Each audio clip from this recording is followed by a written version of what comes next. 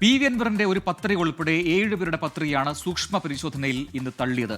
ചിഹ്നം ഏതായാലും തിരിച്ചടിയല്ലെന്നും പിണറായി വിജയനെതിരെയാണ് പോരാട്ടമെന്നും പി.വി. അൻവർ പ്രതികരിച്ചു. AITC എന്ന് പറയുന്ന പാർട്ടി കേരളത്തിൽ രജിസ്റ്റർ ചെയ്യാത്തതുകൊണ്ട് ചില ടെക്നിക്കൽ പ്രശ്നങ്ങളുണ്ട്. അത് ക്ലാരിഫിക്കേഷൻ ആയിട്ടില്ല. അതുകൊണ്ട് നാഷണൽ ഓൾ ഇന്ത്യ തൃണമൂൽ കോൺഗ്രസിൻ്റെ ദേശീയ പാർട്ടി ആ വിഷയം ലീഗൽ ഒപ്പീനിയൻ കൊടുത്തിട്ടുണ്ട്. ഇങ്ങനെ ഒരു കൺഫ്യൂഷൻ നിൽക്കുന്നതുകൊണ്ട് 2 സെറ്റ് നോമിനേഷനാണ് കൊടുക്കാൻ പോകുന്നത്. എന്ന് നോമിനേഷൻ കൊടുക്കാൻ പോകുമോ ഈ കേരളത്തിലെ 3.5 കോടി ജനങ്ങളോടും പറഞ്ഞ കാര്യമാണ്. അത് ഇപ്പോഴും ക്ലാരിഫൈഡ് ആയിട്ടില്ല. അപ്പം അതിന് വേണ്ടിയിട്ട് നാഷണൽ ഇലക്ഷൻ കമ്മീഷനിൽ നിന്ന് ആ ക്ലാരിഫിക്കേഷന് വെയിറ്റ് ചെയ്യുകയാണ്. എന്തായാലും ഈ വിഷയത്തിൽ എന്താണ് TMC പറയുന്നതെന്നൂടി നോക്കാം. പി.വി. അൻവറിന്റെ സ്ഥാനാർത്ഥി പ്രഖ്യാപനം വൈകിയതുകൊണ്ട് കത്ത് തെരഞ്ഞെടുപ്പ് കമ്മീഷൻ നൽകുന്നതിൽ ആശയക്കുഴപ്പമുണ്ടായി എന്നാണ് തൃണമൂൽ കോൺഗ്രസിന്റെ ദേശീയ നേതൃത്വത്തിന്റെ വിലയിരുത്തൽ. സ്വതന്ത്രനായാണ് മത്സരിക്കുന്നതെങ്കിലും പി.വി. അൻവർ തൃണമൂൽ കോൺഗ്രസിന്റെ സ്ഥാനാർത്ഥി തന്നെയാണ് എന്നും ദേശീയ നേതൃത്വം വ്യക്തമാക്കുന്നുണ്ട്. വിപിൻ സി വിജയൻ നിലമ്പൂരിൽ ഏറ്റവും പുതിയ വിവരങ്ങളുമായി ചേരുകയാണ്. വിപിൻ, അപ്പോൾ അങ്ങനെ അങ്കത്തട്ട് ഇപ്പോൾ നമുക്ക് തെളിഞ്ഞു കാണാം. അവിടെ 14 പേരുണ്ടാവും അന്തിമമായ മത്സരത്തിനെന്ന് വ്യക്തമാവുന്നു.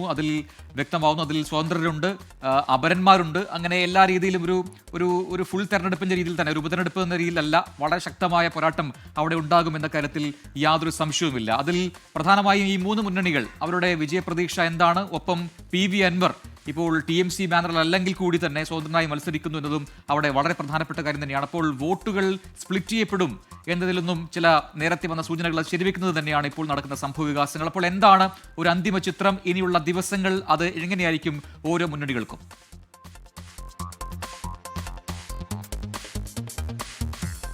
തിരഞ്ഞെടുപ്പ് പ്രഖ്യാപിച്ച ആ ഒരു സമയത്ത് ഒരു തണുപ്പൻ മട്ടിലായിരുന്നു നിലമ്പൂരിന്റെ ഒരു പ്രതികരണം എന്നുണ്ടെങ്കിൽ അത് മാറിയിരിക്കുന്നു. ഇപ്പോൾ അതിശക്തമായ ഒരു പോരാട്ടമാണ്. ആ ഒരു പോരാട്ട ചൂട് നമുക്ക് ഇവിടുത്തെ ഓരോ മുക്കിലും മൂലയിലും കാണാം. നമുക്ക് കഴിഞ്ഞ റോഡ് ഷോയിലൊക്കെ അത് കുറച്ചുകൂടി വ്യക്തമായിരുന്നു. കാരണം അത്രത്തോളം ഒരു ജനപങ്കാളിത്തം ഓരോ മുന്നണികളുടെയും റോഡ് ഷോയിൽ ഉണ്ടായിരുന്നു. അങ്ങനെ അതൊരു ഉത്സവം പോലെ തന്നെയായിരുന്നു നാമനിർദ്ദേശ പത്രിക സമർപ്പിക്കാനുള്ള ആ യാത്രയെല്ലാം നമ്മൾ കണ്ടതാണ്. ഈ നാമനിർദ്ദേശ പത്രികയിലേക്ക് വന്നു കഴിഞ്ഞാൽ ഇപ്പോൾ സൂക്ഷ്മ പരിശോധന കഴിഞ്ഞപ്പോൾ അതിൽ പി.വി. അൻവറിന് ഒരു തിരിച്ചടി ഉണ്ടായിരിക്കുന്നു.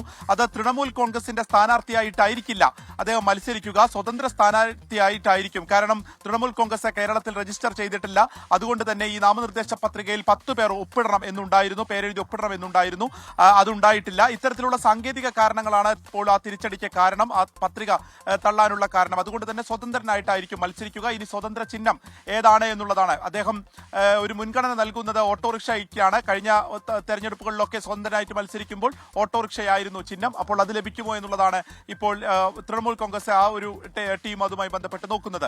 ഒപ്പം LDFും UDFും ഇന്ന് ഈ പോത്തുകൽ പഞ്ചായത്ത് കേന്ദ്രീകരിച്ചിട്ടായിരുന്നു. അവിടുത്തെ ഒരു പ്രത്യേകത എന്ന് പറഞ്ഞാൽ അവിടുത്തെ ഒരു പ്രതിസന്ധി, അവിടെ പ്രകൃതി ദുരന്തമുണ്ടായിട്ടുള്ള ഒരു പ്രദേശമാണ്. ഈ കവളപ്പാറയൊക്കെ ഉൾപ്പെടുന്ന ഒരു പ്രദേശമാണ്. അതുകൊണ്ട് തന്നെ അത്തരം ഇഷ്യൂസ് എടുത്തു കാണിച്ചുകൊണ്ടായിരുന്നു ഇന്നത്തെ ഒരു പ്രചാരണം ഉണ്ടായിരുന്നത്. ഇതിപ്പോൾ LDFിനെ സംബന്ധിച്ച് അവർക്ക് 2026 തിരഞ്ഞെടുപ്പിലേക്കുള്ള അതിന്റെ ഒരു വാതിലാണ് എന്നുള്ളത് പ്രൂവ് ചെയ്യുന്നതിന് വേണ്ടിയിട്ടുള്ള ഒരു തിരഞ്ഞെടുപ്പാണ്.